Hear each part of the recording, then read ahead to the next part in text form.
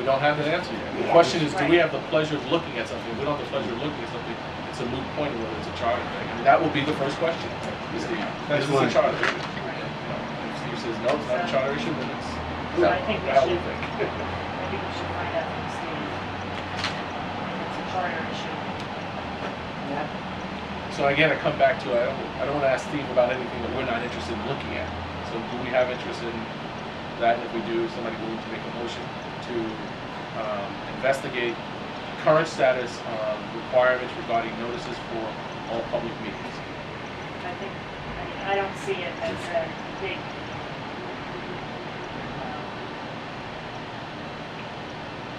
task for him to have to fund that.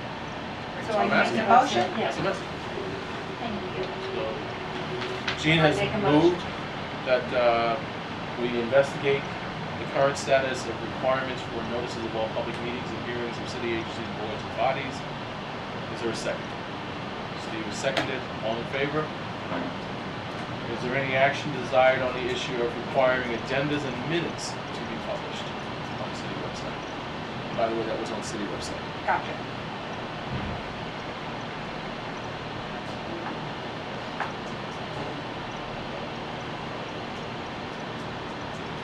Generally speaking, for agendas and minutes, it's going to be confidential in the documents where they consider to be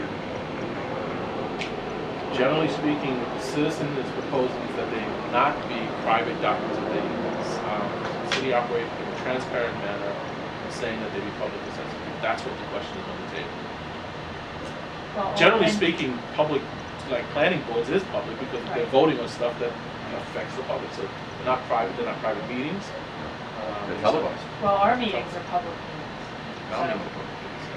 The question is whether or not we have a desire to investigate whether or not we even have the authority to do it, require those agendas to be published and the minutes to be published.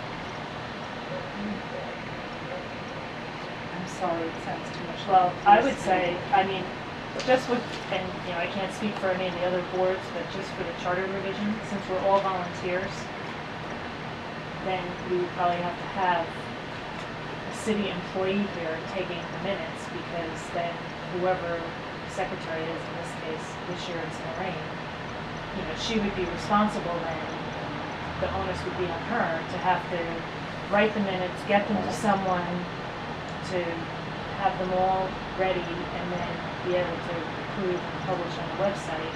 And I think that's a lot to ask someone who's volunteering their time anyway. But also the time lapse. It wouldn't No, but I'm be saying, accepted until a absolutely, month later. right. No, but I'm saying also, it's the additional burden, so there would be an expense involved in having to get a city employee to come to every meeting to take the minutes. Have like a true city employee taking the minutes. So, I also have a problem with an agenda. When was this made up? Number one, was this available a week or 2 weeks ago so that you could publish it?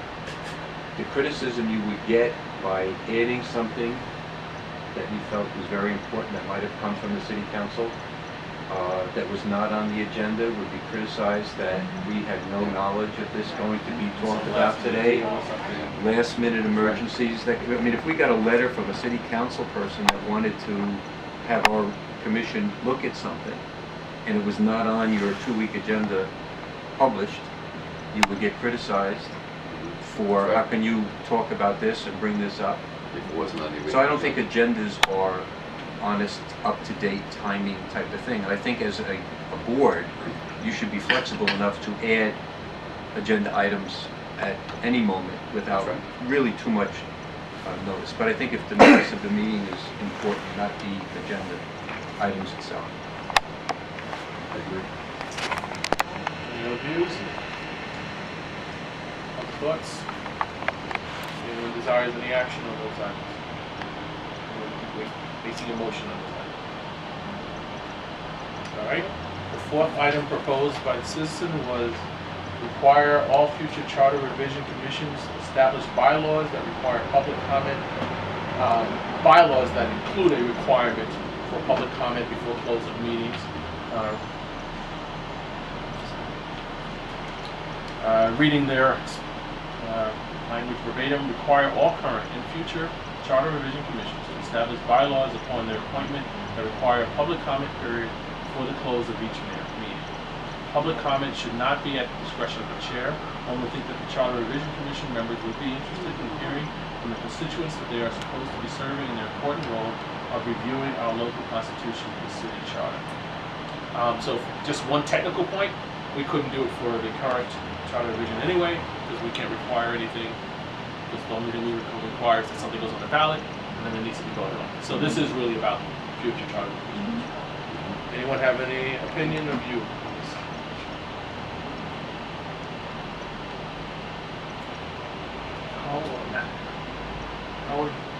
Is this commission covered now? Currently stat. Right. Currently, a citizen is not, does not have a quote-unquote right to speak at a charter revision meeting other than public hearings. They're allowed to attend. They're allowed to attend meetings and review them. Personally, I have to look into the issue of the videotaping thing, but they don't have a right to demand the floor to speak at that meeting. But the citizen can then turn around and write a letter. Yes, the citizen has every right to submit their views, just as this was submitted to the Charter Revision Commission, to the chair. Currently, I don't think there's any bylaws on this, but our current practice is to the chair and copying our attorney, Steve Rogers.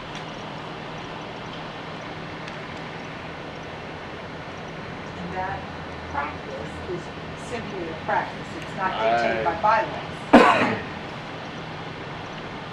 I'm not certain of that. I'm not Okay. sure. What's being proposed is that we require it by bylaws, by a charter revision. And then there's, again, back to the whole question, do we even have the authority to do that? The rules governing the charter commission are set by the state, and so there'll be a question as to whether or not we can even do that change if we wanted to. But How does something like the charter commission get set up in the first place? Is there something legislation that provides for this? So the charter revision gets its authority from the state, saying that a charter revision commission can be established by the mayor or by city council. If the mayor establishes one, there will be none from the city council. And if the mayor or the city council establishes, they also set up the equivalent bylaws?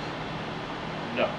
There are governing rules for them. The question is whether or not we can amend those rules, and the question, of course, is whether or not we want to amend those rules in this manner. So if we don't want to amend these rules in this manner, I'm back to my saying I don't need to go ask the question whether or not we can. If we have no desire to, there's no need to ask the question. If we have desire to, then we need to find out if we can. I'd like to make a motion. I think that this is my third or fourth charter revision commission, and I'd like to know what the rules are and where they came from.